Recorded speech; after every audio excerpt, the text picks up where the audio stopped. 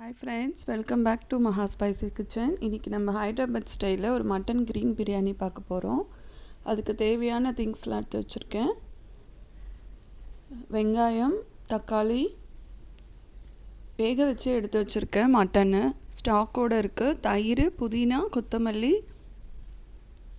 அப்புறம் பச்சை மிளகாய், தாளிக்கிறதுக்கு உங்களுக்கு கரம் மசாலா.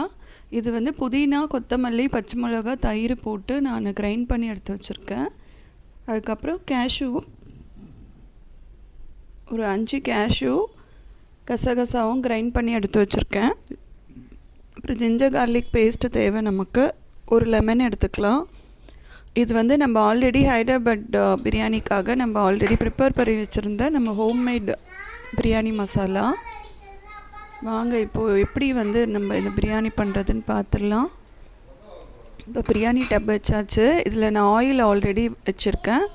ஒரு 200 கிராம் ஆயில் விட்டுருக்கேன். ஒரு 2 டேபிள் ஸ்பூன் நெய் விட்டுருக்கேன். இது நல்லா சூடான உடனே நம்ம பிரியாணி திங்ஸ் போட்டு தாளிச்சிக்கலாம். கரம் மசாலா, இது பட்டை, சோம்பு, ஏலக்காய், கிராம்பு, வேறு எதுவும் அதிகமாக போடல. இப்போது சோம்பு சாஜீரா இருந்துச்சுன்னா நீங்கள் சாஜீரா போட்டுக்கலாம். அதுக்கப்புறம் நான் துருவின ஆனியன்ஸ் அதில் ஆட் பண்ணி வச்சுருக்கேன். பிரியாணிக்கு உங்களுக்கு ஆனியன் கட் பண்ண கஷ்டமாக இருக்குது அப்படின்னா நீங்கள் ஸ்லைசர் வச்சுருப்பீங்க இல்லையா, அதில் நீங்கள் துருவி கூட போட்டுக்கலாம். சீக்கிரமாக உங்களுக்கு ஃப்ரை ஆகி கலர் சேஞ்ச் ஆகிடும். இப்போ நம்ம 1/2 கிலோ மட்டன் எடுத்திருக்கோம். சரிங்களா? 1/2 கிலோ மட்டனுக்கு நான் 3/4 கிலோ ரைஸ் எடுத்திருக்கேன், பாஸ்மதி ரைஸு. நான் இப்போ பார்த்திங்கன்னா ஒரு 20 நிமிஷத்துலேருந்து 1/2 hour வரைக்கும் ஊறுனா நல்லாயிருக்கும். சீக்கிரம் குக் ஆகிடும். நான் ஒரு 1/2 hour முன்னாடியே அதை நான் நல்லா கழுவி சுத்தம் பண்ணி தண்ணி போட்டு ஊற வச்சுட்டேன். இப்போ பார்த்திங்கன்னா நம்ம ஒரு 1.5 டீஸ்பூன் ஜிஞ்சர் கார்லிக் பேஸ்ட்டு அதில் சேர்த்துக்கிறோம். இது நான் ஆல்ரெடி உங்களுக்கு ரெசிபி போட்டிருப்பேன், ஹோம்மேடு. இஞ்சி கம்மியாக போட்டு அரைச்சிக்கோங்கன்னு சொல்லி. உங்களுக்கு வேணும்னா நீங்கள் அந்த வீடியோவும் பார்க்கலாம். அதுக்கப்புறம் உங்களுக்கு ஒரு 4 பச்சை மிளகாய் சேர்த்துக்கிறேன். அடுத்து நம்ம இதில் புதினா, கொத்தமல்லியும் சேர்த்துக்கிறோம். ஆனியன் நல்லா ப்ரௌனிஷ் ஆகிட்ட அப்புறமா நம்ம இந்த திங்ஸ்லாம் சேர்த்துக்கலாம் அதில். இப்போ இதில் நம்ம புதினா, கொத்தமல்லி சேர்த்தாச்சு, இஞ்சி பூண்டு சேர்த்தாச்சு, அப்புறம் பச்சை மிளகாவும், ஆனியன்ஸு, கரம் மசாலா சேர்த்துருக்கோம், ஹோல் கரம் மசாலா.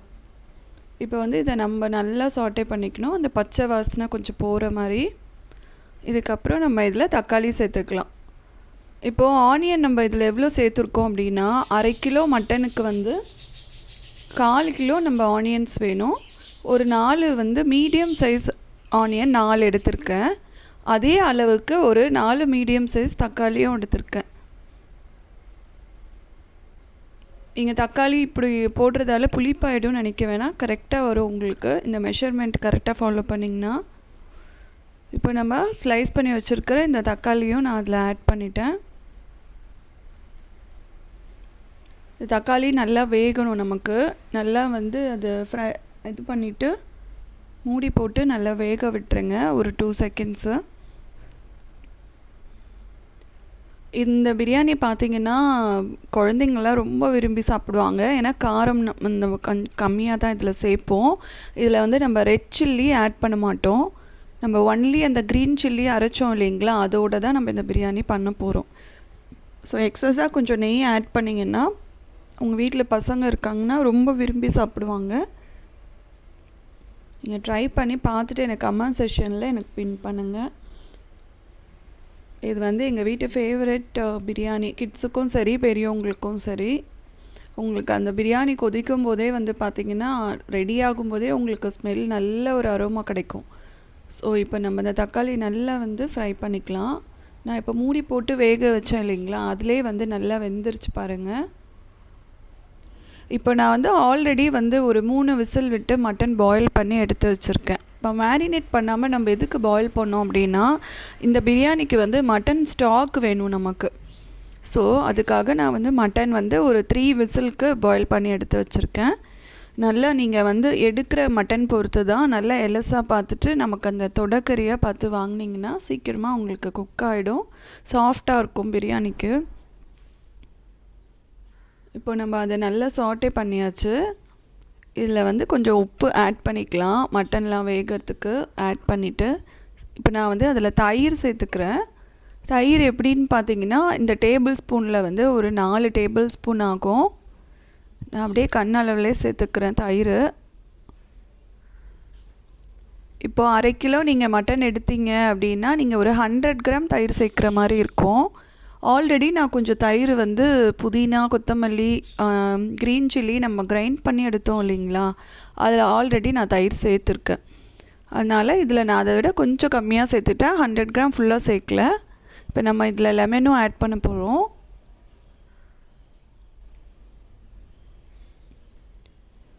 என்னடா தயிர் நிறைய இருக்க மாதிரி தெரியுதுன்னு நினைக்காதீங்க. ஸோ மெஷர்மெண்ட்டோடு தான் எடுத்திருக்கேன். அதனால் ஒன்றும் பிரச்சனை இல்லை. நீங்கள் 100 கிராம்ஸ் எடுத்துக்கோங்க. 1/2 கிலோ மட்டன் பண்ணுறீங்கன்னு 100 கிராம்ஸ். எனக்கு 1/2 கிலோ மட்டனுக்கு வந்து நம்ம 1/2 கிலோ பாஸ்மதி ரைஸ் போட்டும் பண்ணிக்கலாம். நான் வந்து ரைஸ் எனக்கு கொஞ்சம் எக்ஸஸாக தேவை பசங்க சாப்பிட்றதால, அதனால நான் வந்து 3/4 கிலோ எடுத்திருக்கேன். 750 கிராம்ஸ் வந்து ரைஸ் எடுத்திருக்கேன். இப்போது நம்ம அந்த மட்டன் கர்ட் எல்லாம் சேர்த்தாச்சு. இது நல்லா கொஞ்சம் வேகணும். நமக்கு கொஞ்சம் நல்லா வெந்ததுக்கப்புறமா நம்ம வந்து அரைச்சி வச்சுருக்கோம் இல்லைங்களா, புதினா, கொத்தமல்லி, பச்சை மிளகா சொன்னேன் இல்லையா, தயிர் போட்டு அரைச்சி வச்சுருக்கேன். அதில் ஒரு 2-3 டேபிள் ஸ்பூன் தயிர் போட்டிருந்தேன். இப்போ அதை வந்து நம்ம இதில் நான் சேர்த்துட்டு நல்லா கிண்டி விட்டுக்கோங்க. நீங்கள் அதை சேர்க்கும் போதே உங்களுக்கு நல்ல ஒரு அரோமா கிடைக்கும். நீங்கள் பண்ணி பார்த்துட்டு சொல்லுங்கள் எனக்கு.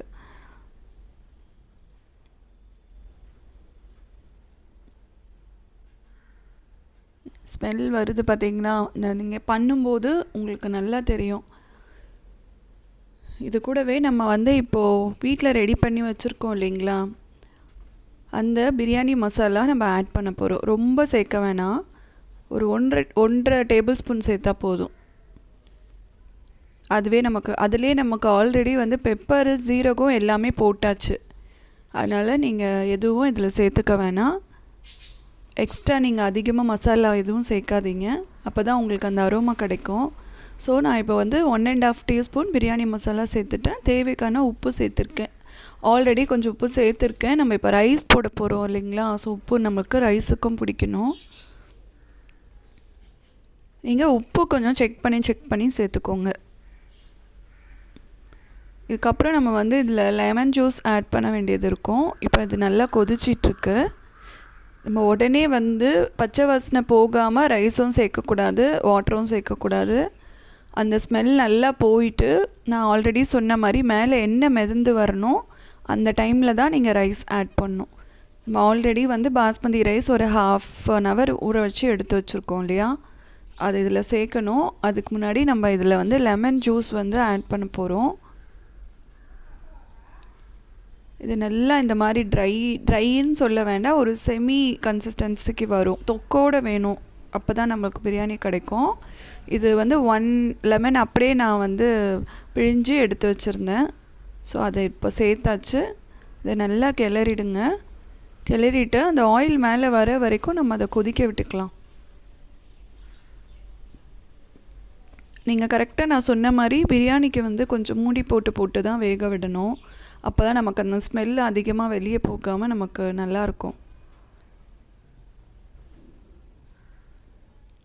ஸோ இப்போ வந்து இதில் நான் ஆல்ரெடி வந்துட்டு ஒரு 5-6 கேஷ்யூஸ் எடுத்துக்கிட்டேன். 1 டேபிள் ஸ்பூன் கசகசா, இது ரெண்டுத்தையும் நான் பேஸ்ட் பண்ணிட்டேன். கொஞ்சம் வாட்டர் விட்டு இந்த மாதிரி அடித்து எடுத்துக்கோங்க. எடுத்துகிட்டு இப்போ நம்ம அதில் சேர்த்தாச்சு. அதையும் நல்லா வந்து பரட்டிக்கோங்க. இந்த கேஷ்யூவும் கசகசா நம்ம சேர்க்குறோம் இல்லைங்களா, இதுதான் மெயின்னு இந்த க்ரீன் பிரியாணிக்கு. இது நல்ல ஒரு ரிச் ஃப்ளேவர் உங்களுக்கு கொடுக்கும் நீங்கள் பிரியாணி சாப்பிடும்போதே. உங்கள் வீட்டுக்கு கெஸ்ட்லாம் வராங்கன்னா கொஞ்சம் டிஃப்ரெண்ட்டாக இந்த மாதிரி ட்ரை பண்ணி கொடுங்க ஃப்ரெண்ட்ஸ். இப்போ நான் வந்து ரைஸ் இதில் சேர்த்துட்ருக்கேன். இப்போது 3/4 கிலோ ரைஸு நல்லா எண்ணெய் வந்து மேலே மிதந்து வந்துருச்சு சரிங்களா, அதுக்கப்புறம் நான் சேர்த்துருக்கேன்.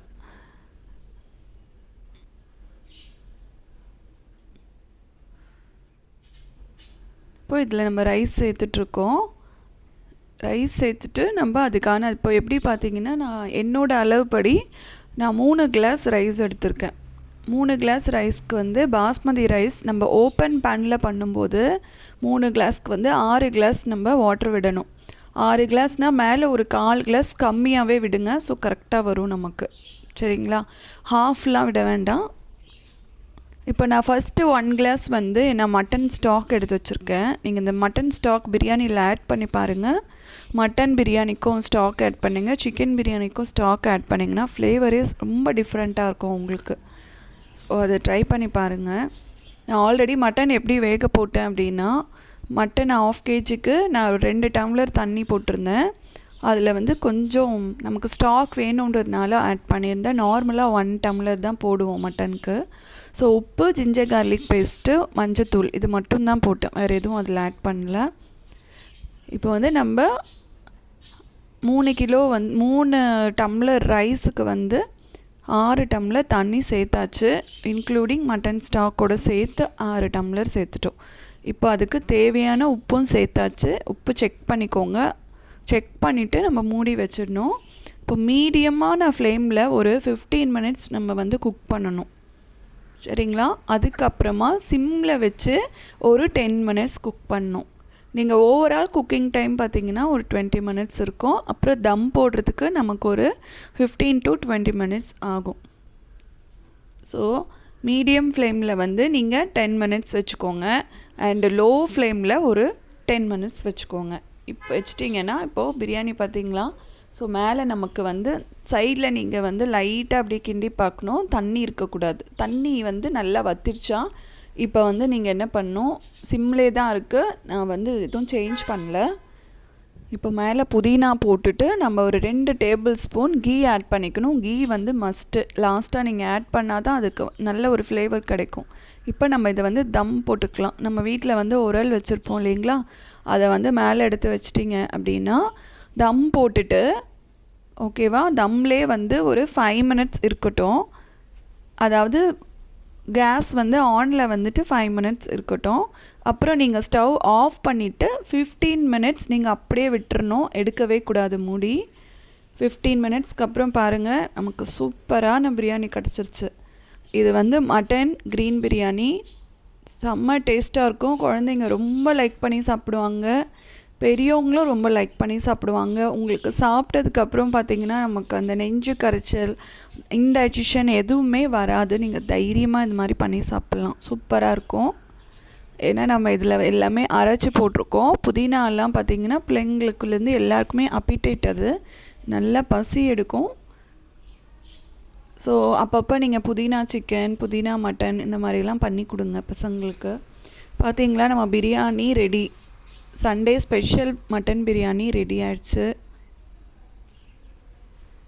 யாரெல்லாம் பிரியாணி லவ்வர்ஸ் இருக்கீங்களோ எல்லோரும் ட்ரை பண்ணி பார்த்துட்டு எனக்கு கமெண்ட் பண்ணுங்கள் ஃப்ரெண்ட்ஸ். ரொம்ப சூப்பராக இருக்கும். நீங்கள் வந்து அந்த ஹைதராபாத் மசாலாவோட ரெசிபி பாருங்கள். பார்த்து அந்த மசாலா பொடி ஃபஸ்ட்டு ரெடி பண்ணிக்கோங்க. அதுதான் நமக்கு நல்ல ஒரு ஃப்ளேவர் கொடுக்கும். நீங்கள் வெளியே வாங்கி போடுறத விட இது கொஞ்சம் ரெடி பண்ணி பண்ணுங்கள். இல்லை என்னால் பண்ண முடியல, வேறு ஆப்ஷன் இல்லைன்னாலும் ஓகே, நீங்கள் வந்து வெளியே கூட வாங்கிக்கலாம், கரம் மசாலா ஆட் பண்ணிக்கலாம். இல்லை வாரத்தில் ஒரு நாள் என்றைக்கு உங்களுக்கு ஃப்ரீ டைம் கிடைக்குதோ அப்போ நீங்கள் அந்த பிரியாணி மசாலா ஆட் பண்ணிட்டீங்கன்னா உங்களுக்கு 1 மந்த்துக்கு ஸ்டோர் பண்ணிக்கலாம். இந்த மாதிரி பிரியாணி பண்ணும்போது ரொம்ப ஃப்ளேவராக சூப்பராக இருக்கும். உங்கள் வீட்டில் எல்லாருமே சொல்லுவாங்க ரொம்ப சூப்பராக இருக்குன்ட்டு. ட்ரை பண்ணுங்கள். இப்போ நம்ம பிளேட்டிங் பண்ணிக்கலாம் பிரியாணி. இது நான் ஆல்ரெடி வந்து சிக்கன் 65 அண்டு குக்கும்பர் ரைத்தா, அதுக்கப்புறம் வந்து சிக்கன் கிரேவி எல்லாமே நான் ஆல்ரெடி பண்ணி வச்சுருந்தேன். இப்போது நம்ம ரெடி ஆகிட்டோம் பிரியாணி சாப்பிட்றதுக்கு. பிரியாணி லவ்வர்ஸ் எல்லாருக்கும் நீங்கள் வந்து இதை ட்ரை பண்ணி பார்த்துட்டு எனக்கு கமெண்ட் பண்ணுங்கள் ஃப்ரெண்ட்ஸ். சப்ஸ்கிரைப் பண்ணுங்கள், லைக் பண்ணுங்கள் வீடியோ பிடிச்சிருந்தா.